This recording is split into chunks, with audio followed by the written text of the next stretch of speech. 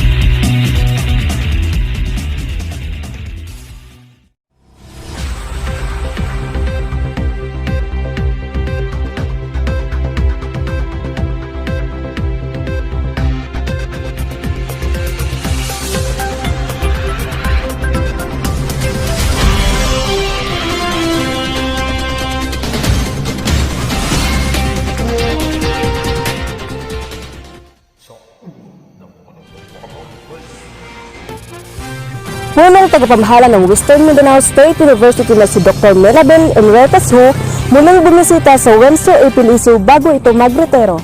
Pinuno ng North Korea na si Kim Jong-un ay pinangasiwaan ang ikalawang aktwal ng pagkisasanay sa artillerya para palawakin ang sandatahang lakas ng bansa. Pamunuan ng Wemso Ipiliso naglabas na ng paunang impormasyon ukol sa pitsa ng General Orientation para sa mga Unifast grantees. At dumako naman tayo sa sports. Wimso Ipil-Iso Palaro 2019-2020, kumpirmado nga bang matutuloy? At sa ating balitang tagumpay, isa sa mga kilala at mahusay na guro ng Western Mindanao State University ay matagumpay na ipinasa ang licensure examination for teachers.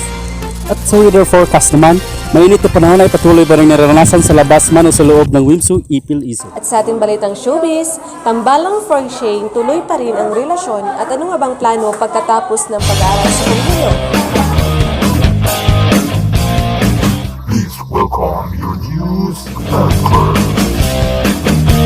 Magandang umaga mga kaibigan, kamag-aral at buong Pilipinas. Ito ang programang panig sa buong sambayanan. Serbisyong may paninindigan. Serbisyong pagkatotohanan. Ako nga pala ang inyong kakibat, Red Kadalmaan. At ako ang inyong lingkod, Maribel Abduhan. At ito ang Balitang Uno.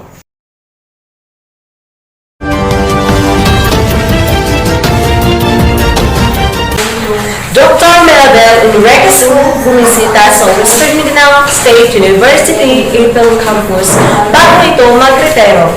Naging mainit ang pagtanggap at pagbati ng mga mag-aaral at ng pamunuan ng Western Mindanao State University para sa tinaguriang dancing president.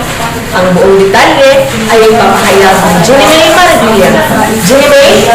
Gandang umaga, Aya. Ito ang kahuli-hulihang pagbisita ng ating Pangulo ng ating universidad na si Dr. Ho. Mainit na sinalubong ng mga mag-aaral ang ating kagalang-galang na Pangulo ng universidad. At ginanap ang iba't ibang presentasyon at nagbibigay ng makabuluhang mensahe ang mga guro at estudyante. Ayon kay Dr. Ho, sa lahat ng ESU, ang ipil ang pinakamagandang napuntahan niya. Bukod sa paaralan ay kung paano siya sinalubong ng mga mag-aaral.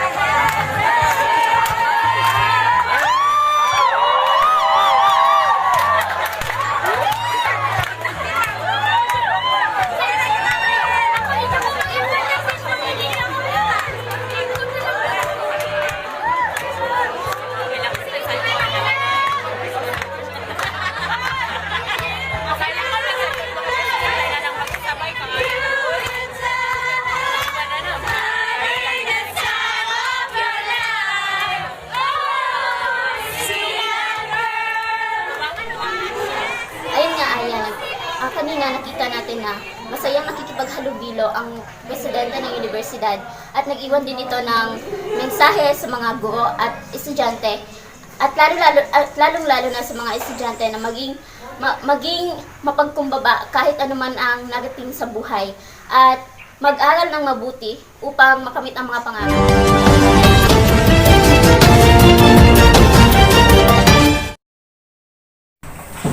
Pinuno ng North Korea na si Kim Jong-un ay nagsasagawa ng isang inspeksyon sa pagsasanay ng North Korean military. Ayon sa isang internet source, makikita sa larawang ito ang sinasagawang inspeksyon.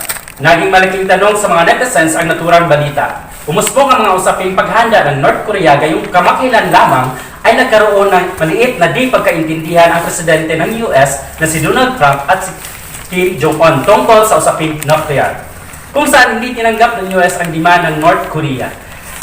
Nagpapakitang mas naging aktibo ang North Korea kung sa datang lakas ang pag-uusapan. Hindi pa naman naglabas ng komento ang bansang US ukol sa lumabas na balita. Ibig sabihin ba nito ay handa na ang North Korea pagdating sa usaping pangdigmaan? Abangan sa sumunod na araw. Ambal nila na sobrang kuno kakulot akong buhok. Ibagada nga, lagi akong walang time para sa anak ko. Anak silang murag wala pa daw ko kaadtog sa salon. I changed my hair a lot because I was insecure. Gambal sila nga buang ko kuno. Lalaki ka ba? Bakit sobrang ikli? Iyan nila, inbuhok ko biya sa sapulanot. Tubunot kid yung attention seeker. Kubo, too loud. Iyan nila, inbuhok ko bukuntod siya Pilipino. Sabi ko, ayoko nga. Hindi ko pag isulod sa kakahon. Kaya alam sin, unoy niiyan sin mga tao. Ang akong buhok ako kay lahi siya. Kakaiba pero maganda. I love my hair because it suits me so much. It makes me feel me. Makuyag to ako ang buhok ko kay makakanap siya confidence ko. Ang beauty, ikaw na kung wala kalabot kung anong balon sa iban nga tao. Ang nindot na buhok gani, lahi-lahi na siya sa kada tao. Ang basig unsa na buhok kay buhok Filipino. This is my hair. Buhok na ako. Buhok ko. Buhok na ko. Buhok ko. Buhok ko, Hambal ko. Sorry, can't go. I'm stuck in traffic. Tambak sa work.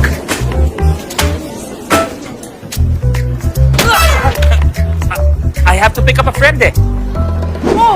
Daming sinabi. Dadating din naman pala. Siyempre! Shakey's 2020 Meetup Meal Deal yan eh! Grabing sarap! Grabing dami! Plus free supercard and gift vouchers! Mas grabing savings! Pay only 2020! Guys no more excuses! Let's meet up for a Shakey's!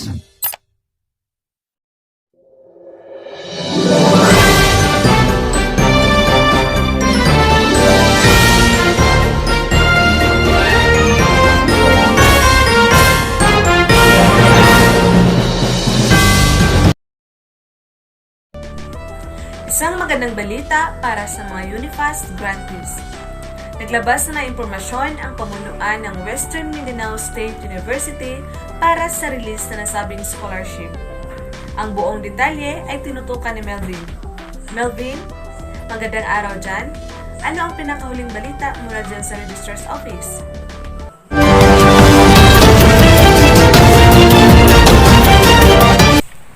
Magandang araw din Aya. Andito nga tayo sa Winso Ipil para alamin ang balita tungkol sa release nga ng Unifast Scholarship.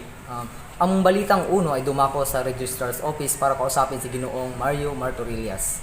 Hey, sir, magandang hapon. Meron lang po kaming mga konting katanungan ukol po sa Unifast. Mayroon na po bang nakatalagang petsa kung kailan ang release sa biyayang matatanggap ng mga Unifast grantees? Sa ngayon, wala pang fix na date kung kailan i-release yung kanilang yung Unifast, yung subsidy from the government. Pero meron akong nakuhang balita is this March, third week, wala pang date na fix. So, the students of WIMSO, we are lucky kasi matatanggap nila yung 48,000 yung third batch ng Unifast. So, third batch pa lang yung i-release. Kung sakali pong dumating na ang araw na iyon, ay ano-ano po ang mga dokumentong dapat isumiti ng mga scholars? Sa parang ngayon, ang dapat ng prepare ng mga scholarship like sa Unifast is yung COR at saka yung assessment of fees, IDs, prospectus, pati 2x2 picture, then 2 pieces, 1x1 2 pieces. Okay, so isang katanungan pa po. Mayroon pa po bang chance ang magkaroon ng oportunidad ang ibang mag-aaral na di pa pinala na nasali sa Unifast? Asa pa ngayon, meron tayong renewal of grantees ng Unifast. So, pwede pa silang mapasok sa susunod na batch. Like, first semester next school year. So, pwede silang mag-apply online or sa amin ng diretso. Okay, so yun lang po sir. Maraming salamat Okay po po. sa At yan lamang po ang pinakahuling balita mula dito sa Wensu Ipil. Melvin Lanjungan, nag-uulat, Balitang 1.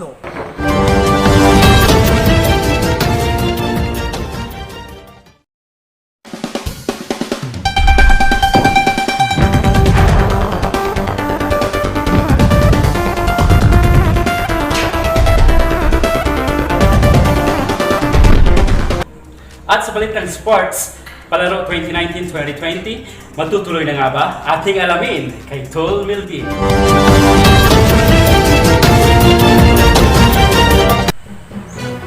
Naging usap-usapan ng abong ang tungkol sa Wensu Ipil Palaro 2019-2020. Ilan nga sa mga estudyante ay puspusan na ang pagsasanay.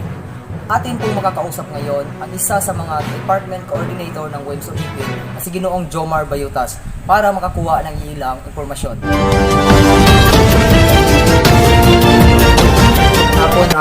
Magandang hapon po naman. Kumpirmado po ba na matutuloy ang Wensu Ipil Isu Palaro Year 2019-2020?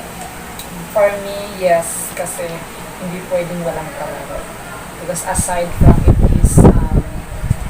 it is given already by the CHED, and it is also a part of the education and also the learning of the students. So, but beside that one, nagbabayad kasi ang estudyante ng palaro. So, dapat matuloy ang palaro. Hindi man ngayong buwan na to na Marso, but our target date as we have our deliberations, so it would be on first week of April. If the issue about coronavirus will be lifted up again by the DOH. We are still waiting for the LG or DOH that would give us or that would allow us to pursue our activities. Okay, so ano-ano po ba ang mga inaasahang mga events na mga magaganap sa darating na palaro? As we have our deliberations, so when it comes to ball games, we have basketball, men and women, volleyball, men and women, badminton, men and women, table tennis, men and women, chess, men and women, and we also have our Mr. and Miss Palaro, and of course our literary and musical competition. Zumba competition as well. Okay, so ano po ba ang mga paghahanda para sa darating na palaro? For that matter, I think the USC will handle that one, and we teachers will only coordinate and facilitate our students, especially to our teams. So, kasalukuyan na po bang nagsasanay ang mga estudyante ngayon para sa... Based on our observation, parang wala pa. Kasi nga po parang... Kasi we do not have an assurance if Palaro will be being pursued or not. Okay, so yun lang po sir. Maraming salamat po. Nakikita niyo po sa aking likuran ay may mga estudyante pong nag-iensayo dito. Ito po ba ay para nasa darating na palaro 2019-2020? Magandang hapon po sir. Tingin ko po ay mukhang naghahanda na po kayo. Ito po ba ay para nasa darating na palaro? Oo, sana kasi noon pa sana ako prepared Kaso lang, na-postpone yung palaro namin, kaya this coming April na naman daw yung matutuloy yung palaro. So, naglalaro lang kami para nag-iensayo para sa darating na palaro. So, ibig sabihin ba niyan ay handa ka na? Of course naman, I was born ready. Okay. Pero dapat paghandaan pa para manalo. Okay, so yun lang po. Maraming salamat.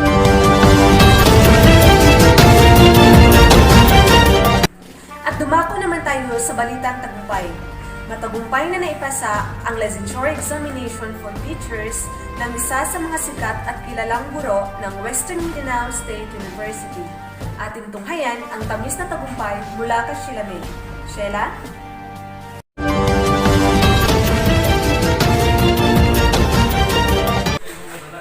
Ayon nga aya, nakapanayam natin ang isa sa mga kilalang guro ng ating paaralan na pumasa sa Licensure Examination for Teachers na ginanap noong September 9, 2019.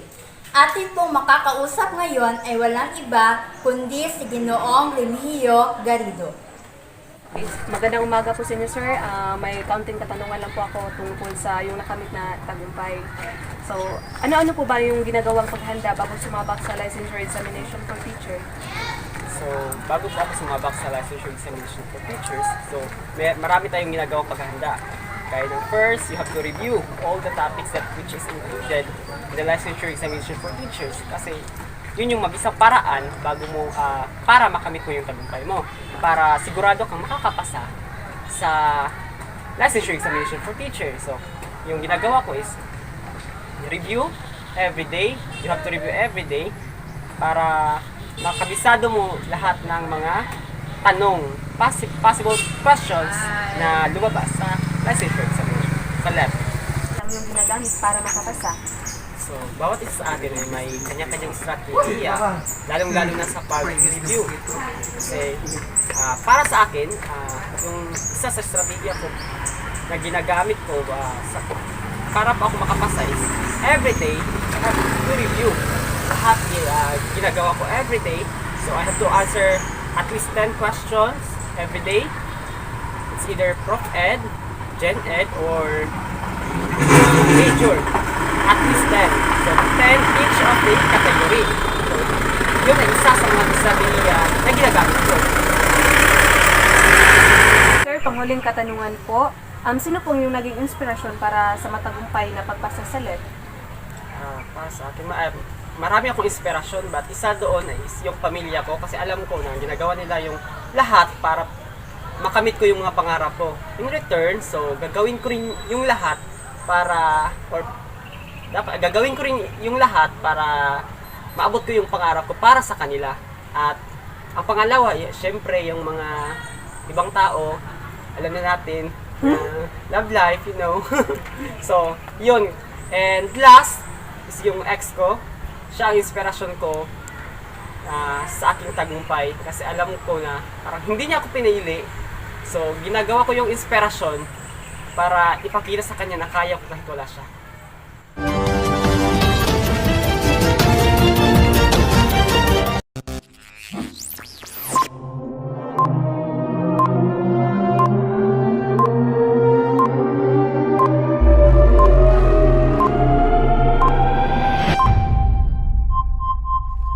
Finger and clover, they go together. Finger and clover, my love affair.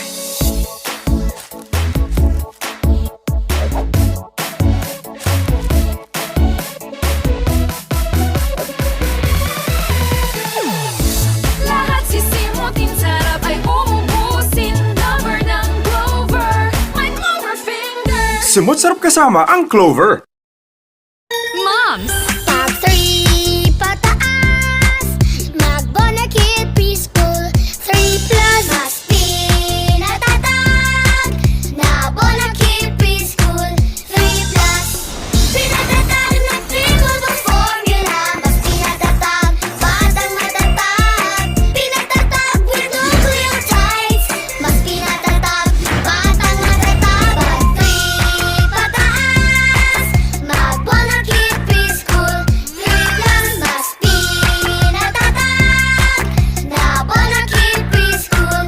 3 plus, pinatatag na Pickleball formula. Mas pinatatag, batang matatag. Pag 3 pataas, mag-Bonakid Preschool. 3 plus, mas pinatatatag na Bonakid Preschool. 3 plus, batang may laban.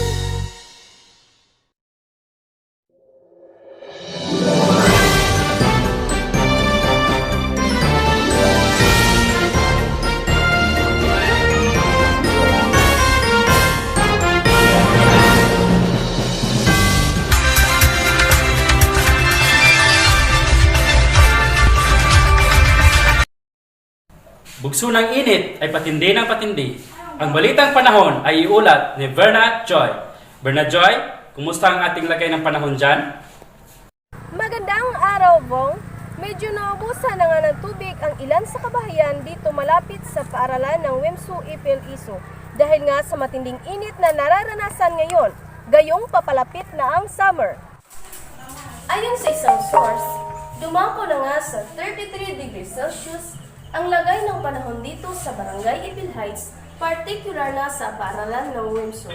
Meron lang pong 2% pagulan, 56% kahalumigmigan, at ang bugso ng hangin ay umaabot lamang sa 13 kilometro kada oras. At inaasahang bukas ay mananatili ang lagay ng panahon na may 23 degrees Celsius hanggang sa 33 degrees Celsius. At iyon lamang po sa Balitang Panahon.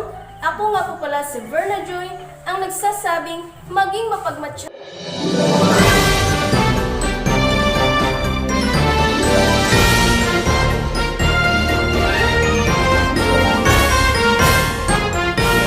At sa ating balitang showbiz, isa sa mga nagbibigay kinang ng Western Mindanao State University ay ang tambalang Freushane.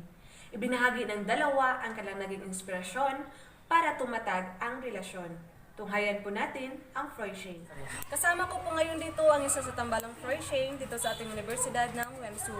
So magandang hapon po, ma'am, sir. Magandang hapon. So may kaunting katanungan lang po ako tungkol sa inyo. So paano niyo ba napanatiling matatag ang inyong relasyon sa loob ng 2 taon niyong pagsasama?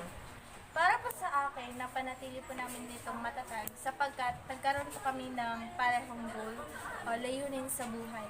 Nais po namin na sa bandang huli ay kami pa rin ang magsasama at syempre po, nagtutulungan po kaming ma-achieve yun. At sa akin naman po, kaya po kami nagtagal ng ganun katagal, 2 years. Kasi may tiwala sa sarili at respeto lang po yun. Kasi kung wala kang respeto at tiwala, ang inyong relasyon ay hindi magtatagal. Yun lang po yun. Okay po. So balita ko po, sir, papalapit na po yung graduation niyo. So paano, ano bang plano niyo ngayon? Syempre, pagkatapos po ng graduation, mag-celebrate po kami kasama yung pamilya namin at magpapasalamat sa Panginoon sa mga nakamit namin ngayon. Na-achieve namin ngayon. At tsaka, pagkatapos yun, maghanap kami ng trabaho, tutulungan namin yung pamilya namin. Lalo Okay.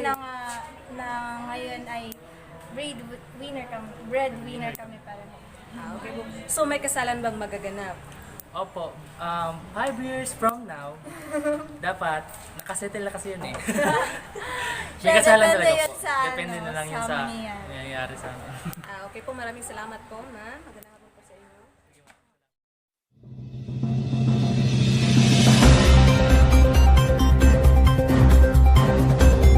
Music Studio.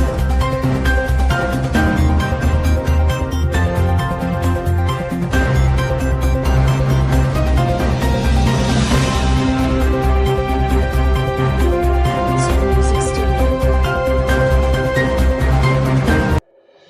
At yun lang po ang aming nakalap na balita at impormasyon. Kami po ay nagpapasalamat sa patuloy na pagtangkilik at pagsubaybay. Balitang makatotohanan. Balitang may panindigan. At ako po ang inyong lingkod, Maribel Abduhan. At ako naman po ang inyong kakibat, Red Cardinal Man. At muli, ito ang Balitang Uno.